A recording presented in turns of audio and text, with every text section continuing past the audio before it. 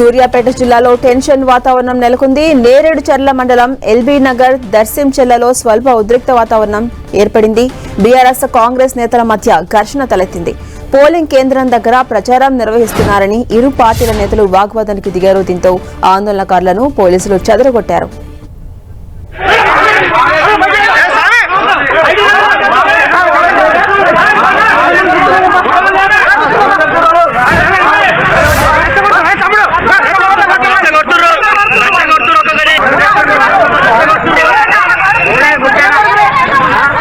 సూర్యాపేటలో టెన్షన్ వాతావరణం కనిపిస్తోంది. నేరేడుచర్ల మండలం ఎల్బీ నగర్ దర్శించెల్లలో స్వల్ప ఉద్రిక్త వాతావరణం ఏర్పడింది.